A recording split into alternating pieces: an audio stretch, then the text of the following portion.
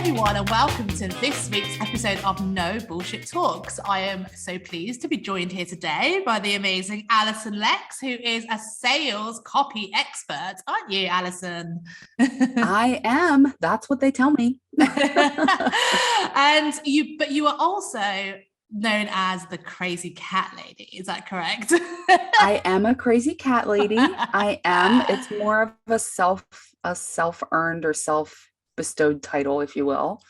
But yeah. So what makes you a crazy cat lady? How many cats do you have for a start? I have 8. 8? Eight cats. Gosh. In my defense, I do differ from the crazy cat lady stereotype. I have a husband, I got him before I got 7 of those cats. So he didn't know what he was getting himself into. And what does he think of all the cats? We are never going to have this many cats again. We'll just leave it there. No, it's honestly, I fostered a lot of cats and discovered after a few of them that I'm really bad at that because I have fostered 5 cats. I still have 4 of them. And so I'm not the kind of person that can love on an animal and then let it go to another home. That's just not one of my superpowers. So how does it work with so many cats in the house? That is do they fight? Like, what is going on? You would really be surprised. So I do have one cat who picks on other cats. And so we do have a couple of, so I have 2 girls and the rest are boys, 6 boys. And one of my cats picks on both of the girls. So as long as we can keep those guys separated, we're fine. But when he's in a mood, sometimes it's a spray bottle of water. The rest of them, I mean, they get along just fine. I have pictures of all 6 boys sleeping on my bed, just together, no problem. And I love how those gender dominance problems, seep into cats as well. Like, that's ridiculous. Oh, yeah. The boy feels like he should prey on the girls because they're right. But I have my own personal space heaters. There's always a cat available for your lap, and some of them they just sleep on different beds or in different rooms, and it's really not as crazy as you would think it is. Where did this obsession with cats come from, though? Because I mean, I love cats. I love all animals. I'm obsessed with animals in a way. I'm distracted by them everywhere I go. But I don't own 8 cats. I never will. I think it's quite safe to say. But I never thought I would either. Where did this obsession come from? I don't think it was really as an obsession so much. It's not like I woke up one day and was like, I want to have 8 cats. In 2010, I found a cat outside in a storm in the middle of a huge snowstorm. So I brought her in, and then I met my husband later that year. We got married a couple years later. There was another cat outside in the middle of the heat wave. It was the hottest day of the year. I brought him home. They were my extreme weather cats. And then I guess maybe 2 years after that, we thought, we're ready for another cat. So we went on to Pet Finder and we found a pair of brothers. One of the brothers had a ton of applications and the other was special needs and had no applications. And we said, we're going to need both. So those were 3 and 4. And then I started fostering. There was a post on Facebook about a cat. It was 3 days before Christmas. The cat had been dumped by his previous owners and was living terrified under a bush. And we said, no, we'll bring him home for the holidays and find him a home. I fell in love with him. He's the one that picks on everybody. And that same rescue reached out to me and said, Alyson, you work from home. We have a couple of cats. They were found under a dumpster and they're really very skittish.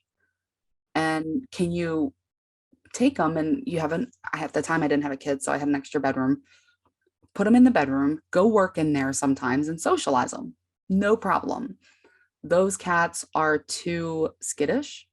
People don't like skittish cats. They want friendly cats. And so they're essentially unadoptable. So they're here. And then the last one we found in my yard right before construction was going to start on my house.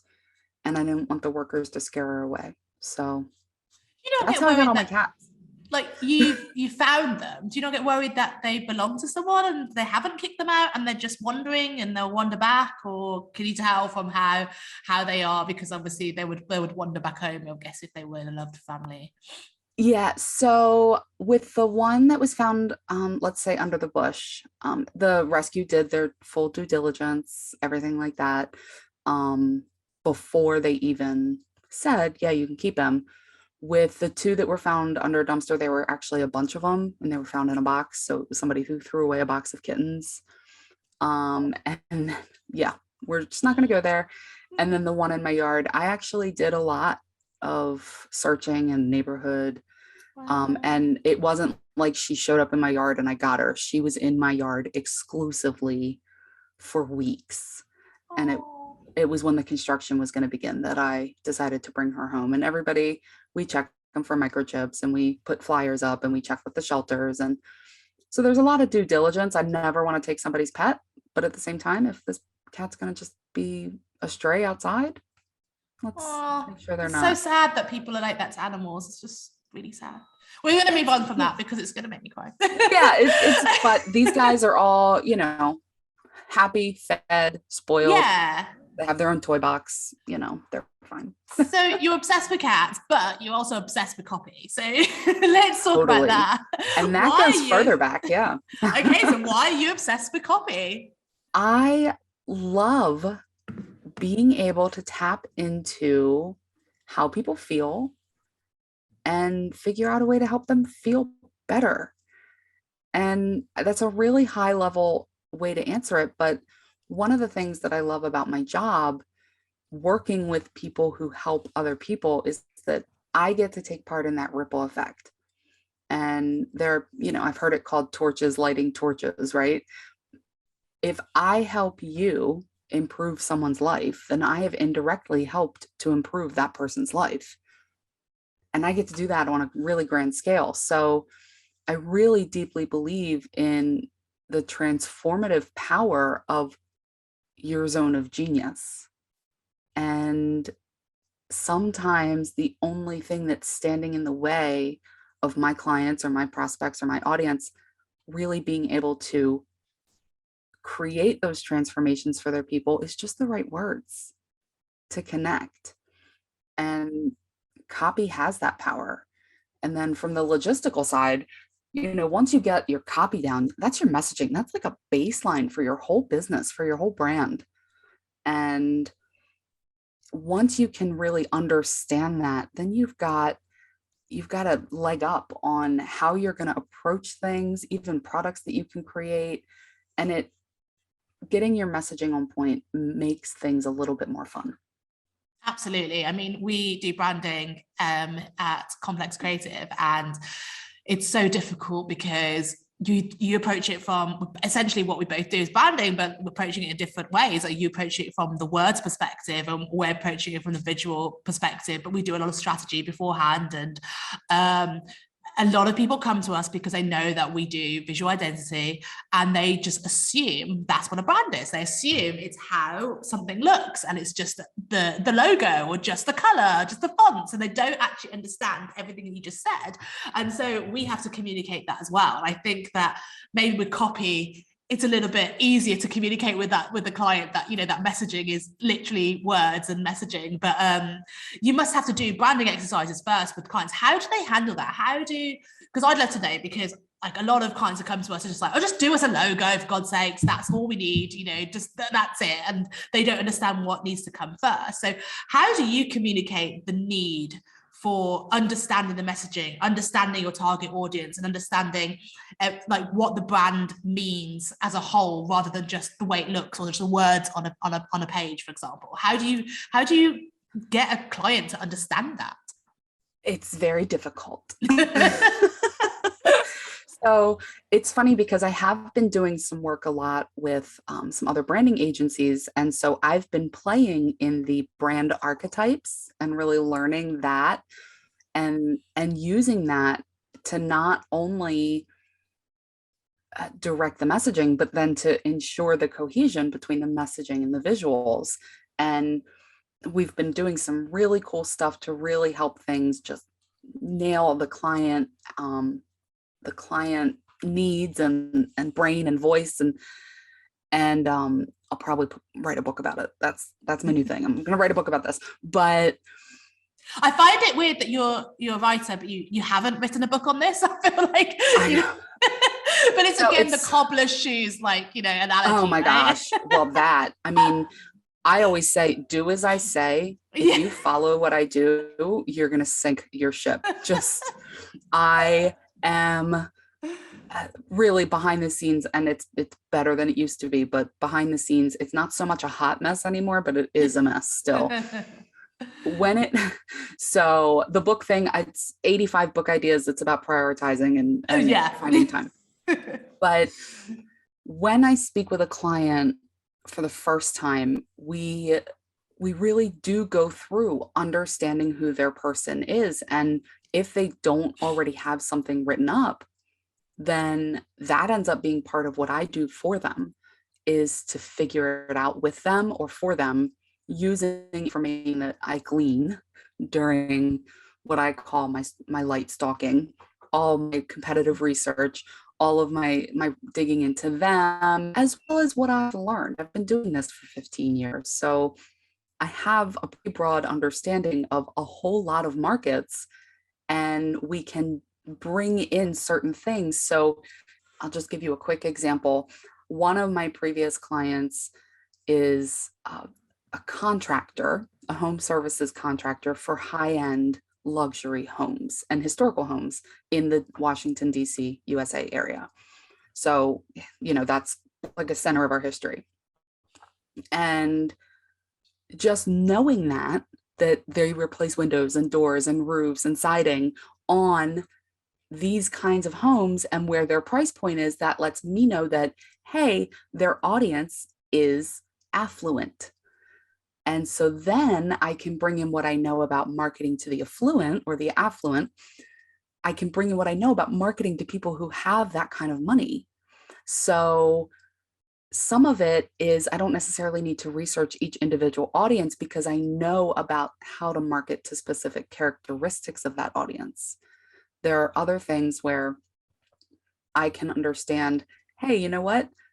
They might be their client might be like a local services, home services person, the HVAC, the air conditioner and heater contractor, or the pest control guy. Well, then I can look at the things that the people who have worked on my home talk about, because I'm a talker. So I'll talk to them about their business. Well, I do that because I want to hear what they're complaining about, so I can sell to them on behalf of one of my clients. So it's my job a lot of times to help my clients figure out what their people want. And then as part of my service, I can deliver that to them, and they can use it in the future, which is really helpful.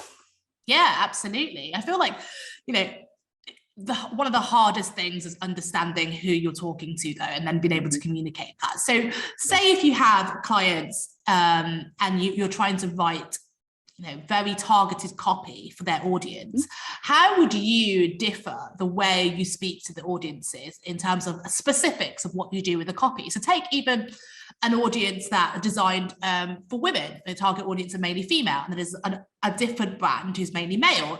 It's not like you're going, hey babes, in one thing to the other ones, and they're like, yeah bro, and the other one. It's not as kind of obvious as that, which a lot of people do think is the case, right? You just have nice script fonts on your pink things. Honestly, this is the suggestions that we get from our clients. It's just like, so I know, I've seen it.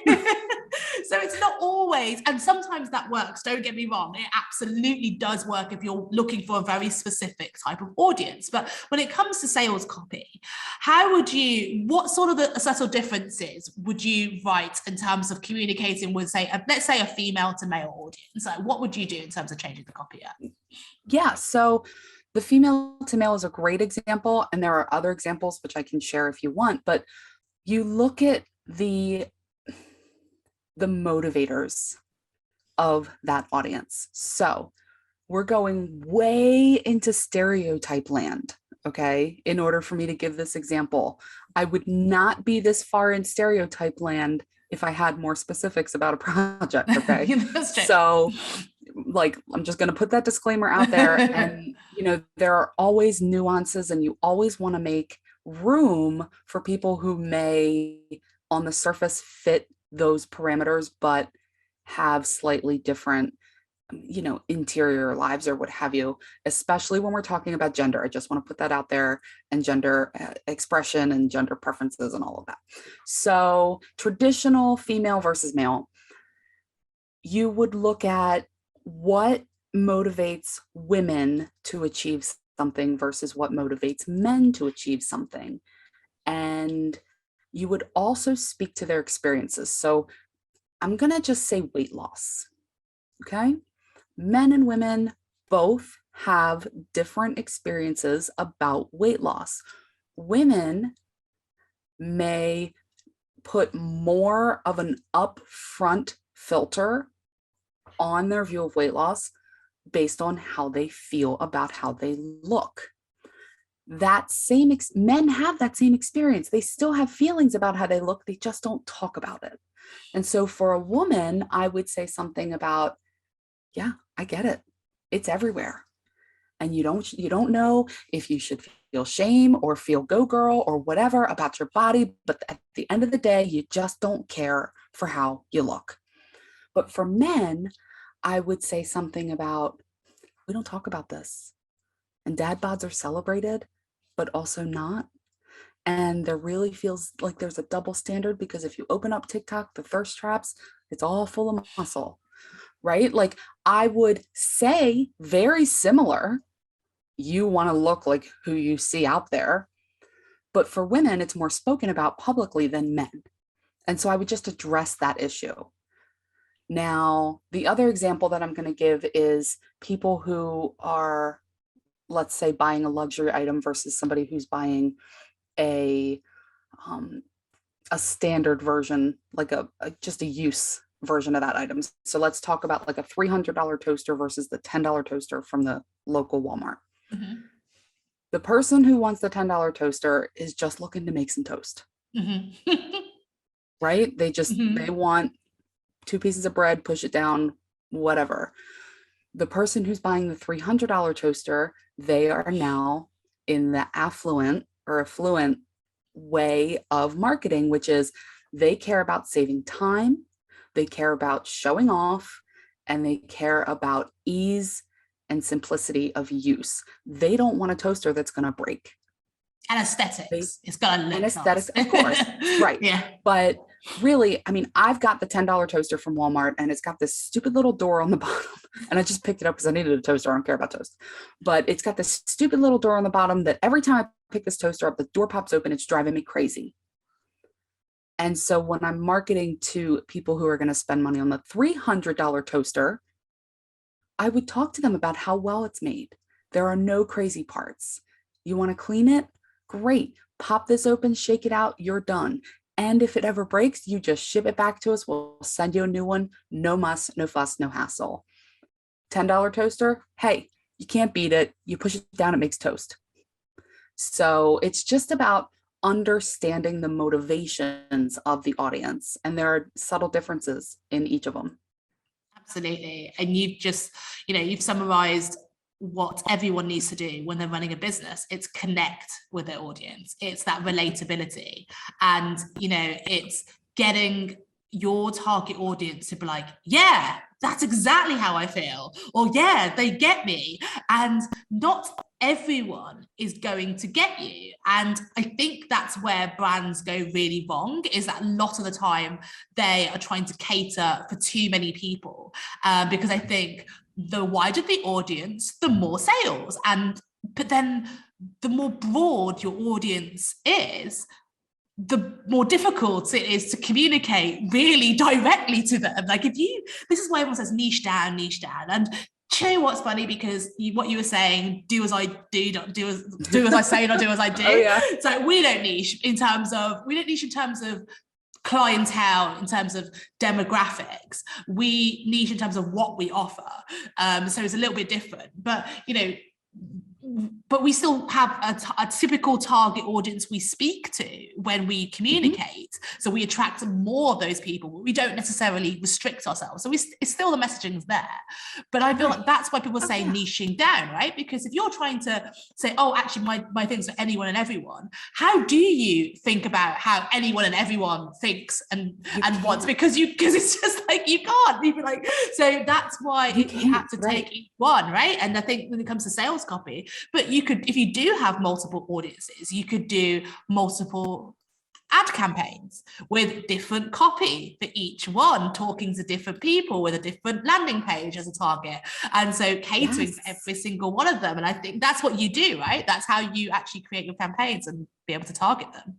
Yes, 1,000% yes. So you said a couple of really important things that I wanted to call back to. One, you don't niche. I'm trying to not say niche because I've been my co-host on my podcast is Canadian, and so we have the niche versus niche argument all the time. But you don't necessarily want to niche on demographics. That's fine.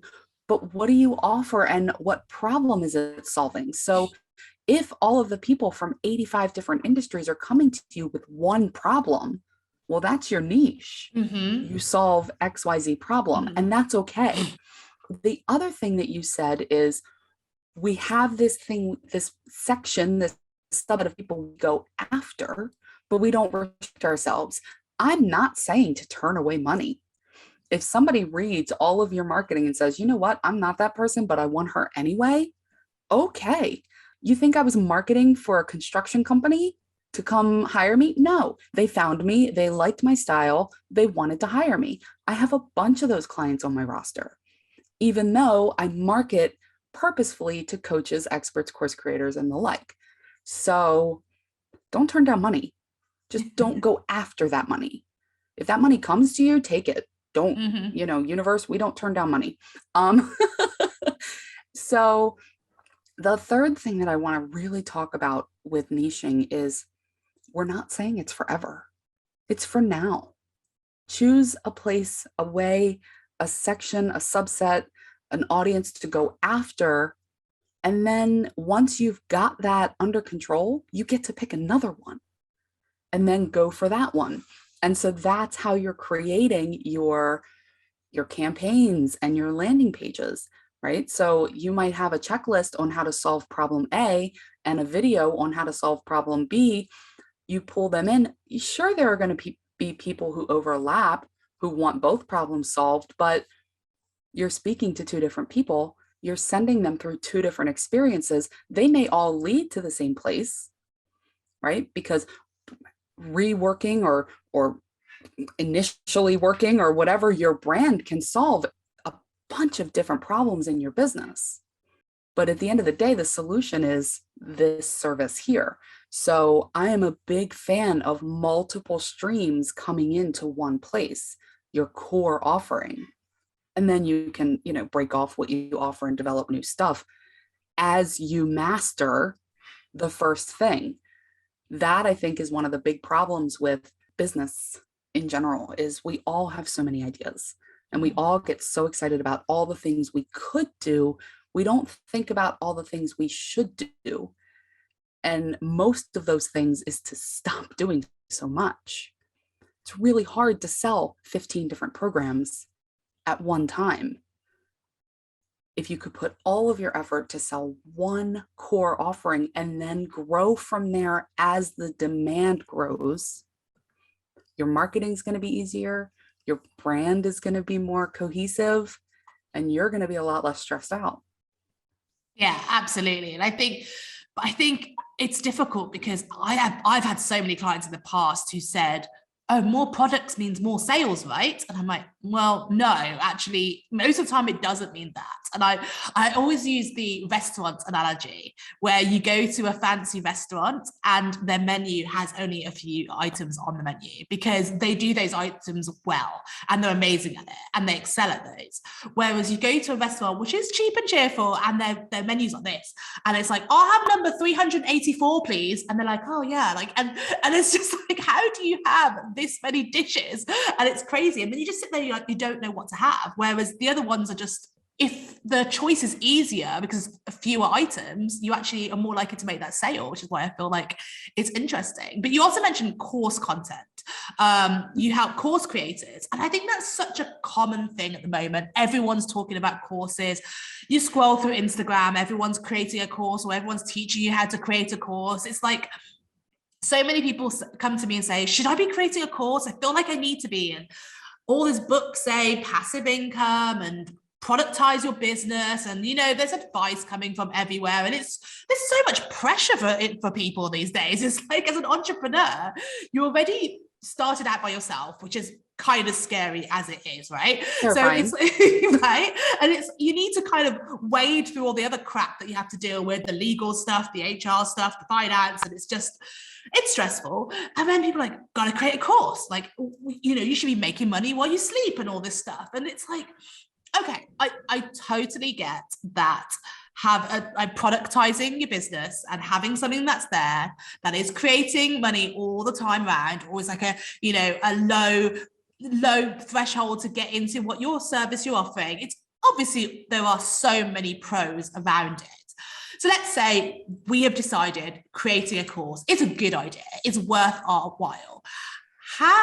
What advice do you give to course creators then on how to do it? Because again, there are so many people out there, whether say you're in the beauty industry and you want to create a course on, beauty tips, like whatever it is in terms of makeup, or say if you're even in the sporting industry and you want to do something around that. So there's so many things you can do now. But what if you're not a good writer? Like, how on earth do you create a course? Because that's what I think is intimidating. These people are brilliant at what they do. They are the best in their field at what they do, but they struggle to communicate that they are the best at what they do. So how do you help those people? Like, what do they do in terms of copy and course creation? Okay. Again, a lot there. So the first thing, I want to go all the way back to, should you do it? Okay. And I have coached clients through this. I have dealt with this myself, all of it. Okay. If you think that by creating a course, you are going to magically increase, explode, skyrocket any of those marketing buzzwords, your income while you're sitting on a beach under an umbrella drinking a Mai Tai, think again. Good. Because glad you called them out on their bullshit. You have to hustle your, can I say the word ass? Because I'm going to say the word ass. You have to hustle your ass off. I just said bullshit. I know, that's why I thought I could. So yeah, but you're going to have to hustle like crazy. Okay. And so what I really want you to do is sit down and look at the numbers. If you spend the same number of hours that you're working right now, selling your one-on-one, your high-level service, your whatever, if you take that exact number of hours and spend it pushing this course, think about how many you would need to sell to replace that income. That number is going to be a lot higher than you think, especially when you consider it has to be every month. Okay, so my copy services, the pricing starts, it has a comma in it.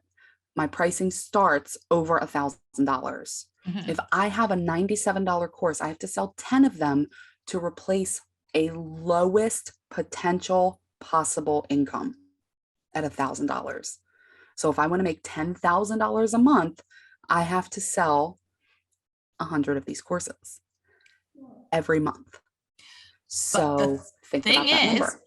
The thing is, you're saying that, but then there are so many people out there who are saying, yeah, just run Instagram ads and we'll do that for you. And you'll make thousands of courses instantly just coming through your inbox that are photoshopped bank statements proving they've done this. And that's what they think, right? They think it just all comes rolling in. But what is the reality you've seen with your course creators? Yeah, so this is straight from Facebook. So I have a really good friend who she runs Facebook ads. She runs mine. A lead, right? An email address and a first name and an email address that has bought nothing from you costs between $20 and $30 with Facebook and Instagram ads. And Google is not much better. So that's how much it costs to get somebody on your list. That's a lot of money, all right, especially if you're now, offering a free course. that's to get them to opt in for something for free. Now let's look at conversion rates. On a cold audience, which this is, your conversion rate, if you're really good and lucky, will be between 5 and 7%. So for every 100 people that sign up, 5 to 7 of them will purchase your thing. So let's say 5. And that's if you're good, okay? Can drop down to 0. Okay, so 5 out of 100 people. So you've spent $20 per person. 20 times 100. I'm going to open my calculator because I'm a writer for a reason. All right. 20 times 100 is $2,000. You have spent $2,000 to make 5 sales at 97. That is $485. You are now $1,515 in the hole. That's great sales. That's the reality. And so creating a course from scratch, you really need to have an audience. You need to have a plan to continue to build your audience. You need to have an incredible social following in order to use ads and replace that income, because you're gonna need organic traffic to supplement. And that means selling to people who already know and love you. The more people know you, the longer they've been around you, the higher that conversion rate goes, because it's that trust factor. Right? I hate the phrase know, like, and trust because I hear it so often. It's just one of those annoying things that I'm like, oh, we're going to talk about this again. Yeah. But there's a reason people talk about it. Okay. I could release a copy course right now to people who have hired me, who have followed me, who have heard me on a podcast, who have interviewed me on a podcast, and I could probably sell a good deal of them. Once I've exhausted that resource, now what? Now I have an asset in my business that's not making me any money, that's going to lose me money, especially when you consider that I'm going to now split my attention between marketing my product and marketing my services. So I really want you to think, and I know I'm really going in on this, but this is no bullshit, okay? That's why I'm doing this. I'm really talking. It's soapbox time. Really think about why. Why do you want a course? Is it because you saw an ad on Facebook that says you could make $5,000 this week? Yes. They're lying to you. Yes, they are. Because they want to sell you their thing. Exactly. Okay. Selling your services and fulfilling your services. Yeah, you top out. Right? At income, there is an upper limit of what you can charge for what you do. Depending on what it is, you may or may not have reached it already. And there's an upper limit to how many hours you're willing to do or able to work. Okay. If you're not at that limit, why are you thinking about this right now? Get to the top of your game. Master marketing your thing that you're doing right now. Build efficiency into your business. I am doing everything I can to get anything and everything off my plate that isn't video content for my business, my podcast, interviews like this, or client work. The more I can do that, my VA is amazing. The more I can do that, well, now my hours just got a lot more valuable because I'm not sitting here formatting a blog post in WordPress. Right? I pay someone to do that. I'm buying my time back so I can use it to make more money. So that is my soapbox moment. Now let's talk about how to market your course. This is a good one. Okay. So a lot of it's going to depend on how you are going to sell. All right. And how you sell it is going to depend on how much it costs.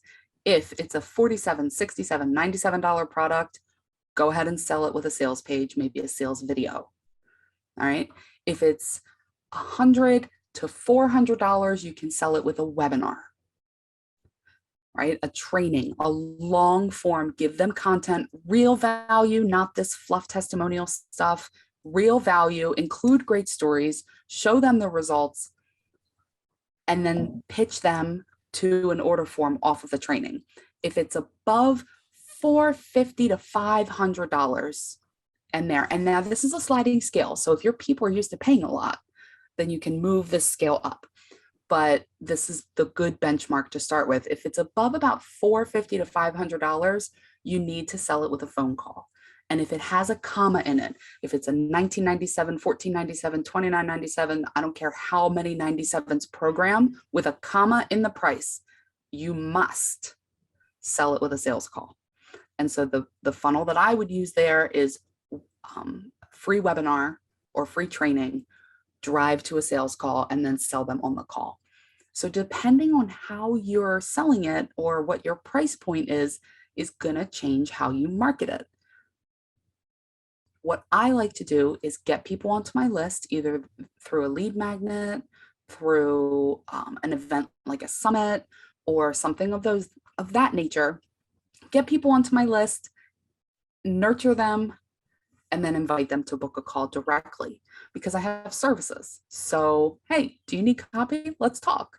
And we book a free discovery call. It's 30 minutes and we just talk. And if they're a good fit, then I sell. And I have a really great close rate for qualified people who come onto those calls. And, qualified will change depending on your business and what that looks like.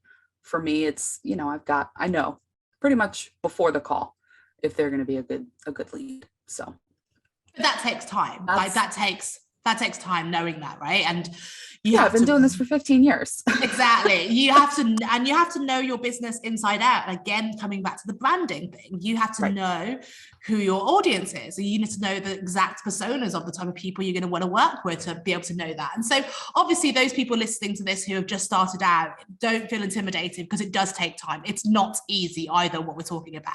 It's not something that you can just pick up. And again, this is why I stress to people that it's so important to get professionals to help you with this, because again, writing copy seems easy. With the tools out there like Grammarly or whatever, people think they can just write a blog post, they shove it into a tool like Grammarly and they think it's going to sell and they think it's going to be great.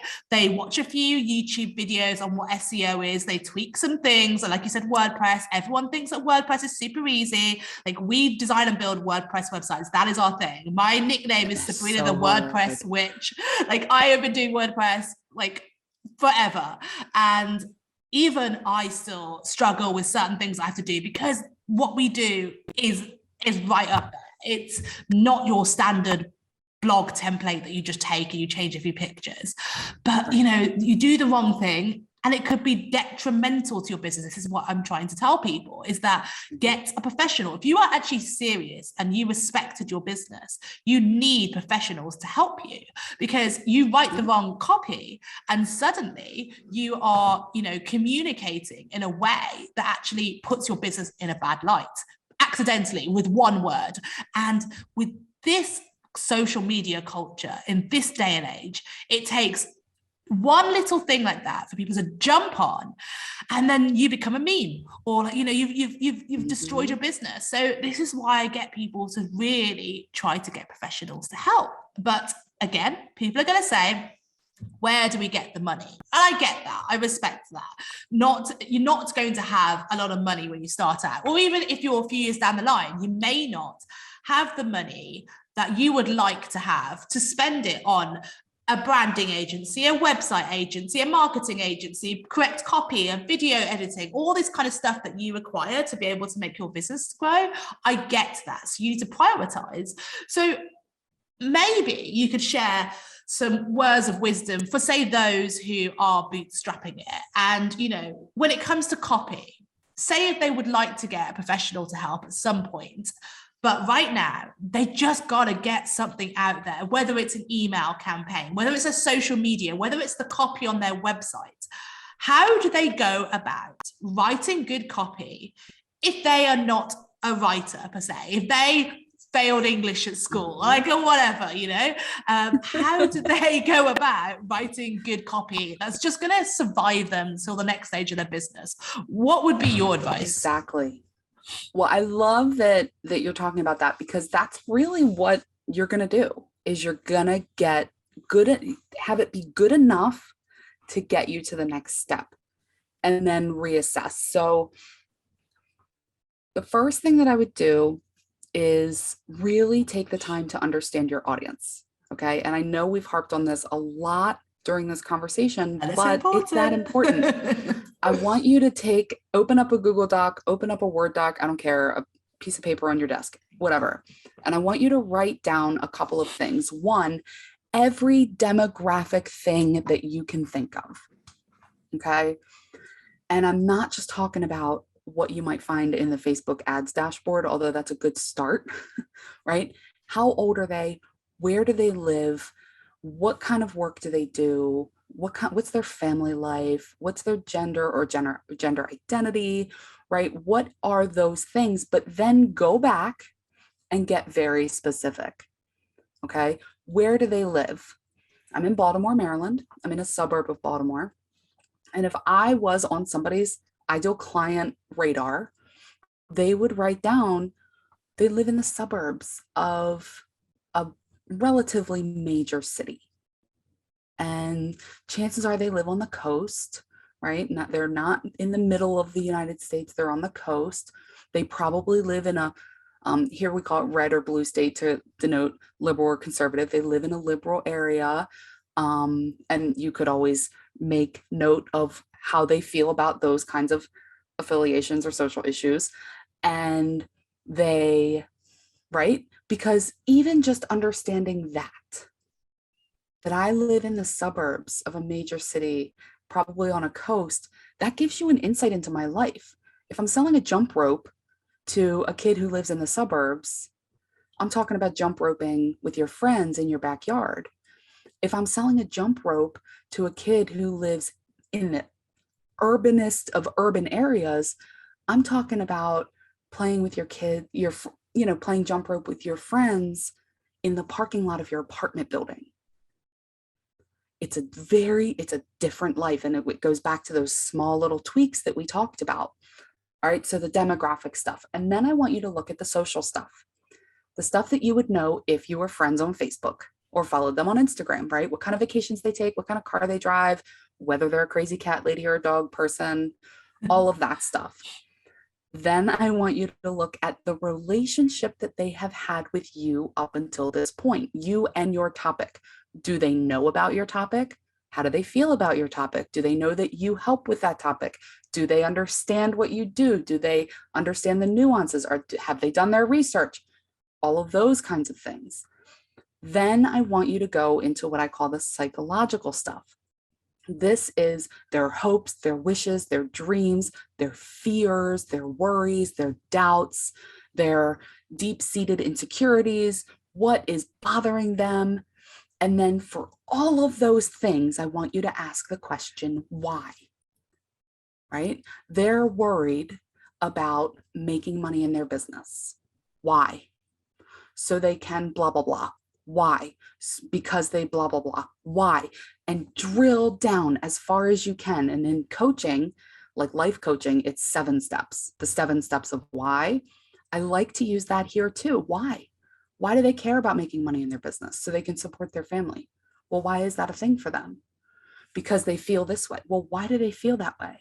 Because blah, blah, until you just can't answer anymore. And you're down to the most raw, real emotion. Speak to that.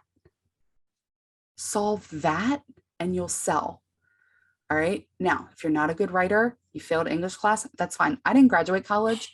I was an English major, but I didn't graduate. So we're there together. You don't have to be. In fact, becoming a copywriter, I had to unlearn everything I learned in college and high school English because it's conversational. Mm-hmm. It's just like we're speaking right now. Mm-hmm. And so I love the dictate my copy method that I've just coined right here. I go to otter.ai. It's an automatic transcription service. They have a free tier that should be more than enough for you. If not, I think it's $10 a month. I pay for it. I don't even know. I don't use all my minutes. They have an app on your phone. Speak into your phone. It'll dictate to you. You copy and paste it into your Google Doc or Word doc. You edit it to make it look clean so it's not, doesn't have all the ums and ahs. And you have copy.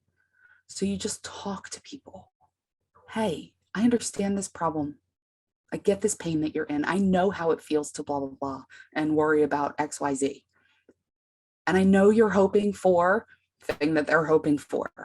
And that's why I have my amazing product goes here. I created it to help you avoid all the pain that you have. Here's what you're going to get. These 12 beautifully designed video modules, right? Or service. That's why I help people just like you write their copy. Because I don't want you to feel frustrated and stuck and overwhelmed. So let's talk, right? Drive them to the call to action. The call to action is whatever you want them to do. Visit the sales page, go here, buy my thing, book a call. Tell them exactly what's going to happen. If you ever have the occasion to go to my discovery call page, which is a funnel page that I have made with a video where I explain exactly what's going to happen on this discovery call. Because I don't want them worrying about it. I don't want them curious. I don't want them confused. Exactly how to do it. Go here, watch the video, click the button, book the call. That's the kind of detail you're going to give in your call to action. And then you're going to bring it back to the emotional stuff. Imagine how great things are going to be once we've worked together. Imagine what it's going to feel like when we've solved this problem. You're going to hit them with emotional. You're going to move into logical. And you're going to go back to emotional, because that's how people buy. They buy based on emotion. They justify it based on logic. So your sales copy is going to follow that same curve. And that is probably the fastest formula I can give you. You know what I love about that? There were so many things, by the way, I love about that. So many things. I love that it's conversational. I love that it's emotional, because that is exactly what life is, and communication, because copy is comms. It is communicating with people. People forget that. Like you say, people think, oh, I failed English, I can't write, I'm not a writer. They think that, you have to be writing Shakespeare to be able to do your website copy. It's ridiculous, but it is just communication.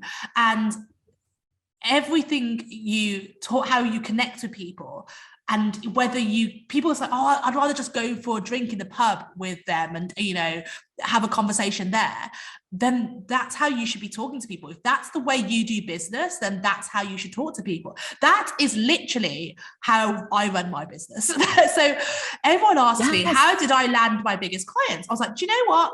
Most of my biggest clients I've landed in a bar. And I'm not even joking. It's when I'm not working, I've got a shot of tequila in my hand, and I just start speaking to the random person next to me, because I do after a few drinks. And they ask me what I do later. And they're like, oh, cool, Jill, we need that. I was like, yeah, whatever. And we have a good time, we chat, and, they like who I am as a person and the values. And, maybe I'll give them my business card, and they actually do call like a few days later when they sober up, and they go, oh, I remember that person. And then we have a real conversation. Drinking it take them days to sober up? My goodness. It's British culture. If you make your sales in a bar, then take your phone with you to the bar, ask the other person, can I record this? They're going to say, sure. You're going to record it. You've now recorded copy. What do you say? Use it. Like, seriously, absolutely. the transcribe, the dictate my copy method can be used in a bar. Yeah, absolutely. You have a recording device in your pocket all the time, and I think all the time. That's it. Like we always did our stuff through that, and so our entire copy across all our marketing material, across our website, is basically how I speak in a bar to people. It's so casual and conversational, and the amount. Okay, so obviously a lot of people on the website are going to go to it and be like, oh my God, these people are awful. Like, they can't, this is so unprofessional, and they click off it. And it took me years to realize that that's okay. That's fine if those people don't like the way we speak, because they're not going to like the way we work, and it's going to be a bad working relationship anyway.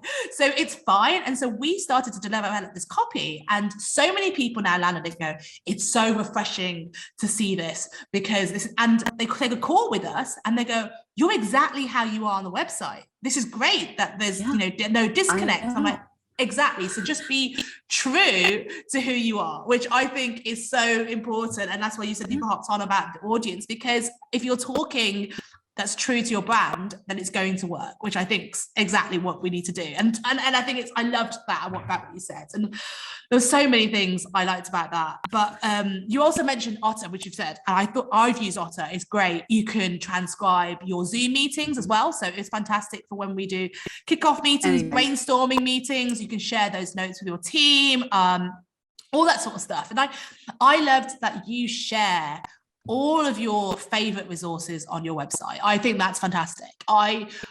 Again, it shows me the type of person you are, because a lot of people are quite selfish and they were like, oh, I don't want to tell you my tools, my secret trade tools, you know. But I love that you shared all of your resources, which is brilliant. So you mentioned Otter.io. What other are your favorite tools that you think are essential for copy and marketing that you love to use and you'd recommend to business owners? Well, so, you know, if I look at what I do in my business, it's really just a whole lot of Google documents. So I was thinking, what tools have I used that, you know, I rely on, maybe not every single day, but they get me help. And so there are 2 headline analyzers, and I'll make sure I send you the links. One is through, I think, the Advanced Marketing Institute, and it helps you understand how many emotionally charged words you're using in your headline. The other is a share through. So it's headlines.sharethrough.com. And it will analyze different facets like the length and what they call power words and things like that. And for headline analyzer, it's ami.com/headline. But both of those headline analyzers will look at different parts of it. And headlines are the thing that I get asked about a lot. They're one of the hardest parts of writing copy because they have to grab attention. And so sometimes you're just looking for a headline and you're like, I can't land on one. And this will help at least get you in the right direction, right? So the higher the number, the better the headline. Of course, you know, that's subjective. They're trying to put data behind what's really a subjective thing. That being said, it's a good way to weed through all the options that you have and to kind of get you going in a good direction, to make sure you're using emotionally charged copy. Those are my favorite tools. So anything else that you'd say, like in terms of, because I mentioned like Grammarly, for example, that's another one that people love to use to check their grammar. But you know what? I don't like a lot of Grammarly's edits. I've used Grammarly to I've used it to double check some people's stuff, and I'm like, that is not even correct. Like it makes some suggestions are actually worse. But you know, there are other tools out there that you may think are quite useful. Is there anything else that you'd recommend in terms of that to help people who, like you're saying, the bootstrappers who are just trying to do some stuff at the moment to help themselves before they get an expert like yourself involved? Anything else that you could possibly recommend? Yeah, so one of the things that I would do is look at people that you really respect, and look at their websites. If you're trying to write a website, what do they do that you like? Like, a lot of it is not one specific tool, it's more of a strategy, right? So if I'm trying to put a website together, what do I want my website to look like? What kind of stuff do I want on there? I'm going to swipe and deploy, S&D. The idea, I'm not going to take their copy and their images and their exact thing, but, oh, you know what? I really like how she formatted this bio. I'm going to do it that way and try it for myself, right? So I'm going to model. And if you want to look at some swipe copy from direct response copywriters, you can go to swiped, swiped.co. And that's just kind of a repository of sales letters and sales pages and emails and things like that from quote unquote top tier marketers. They're the big names, the ones that you've heard of. I personally keep my own swipe file. So I have a throwaway email address that I use, that I sign up for anything that looks interesting if I want to see their funnels.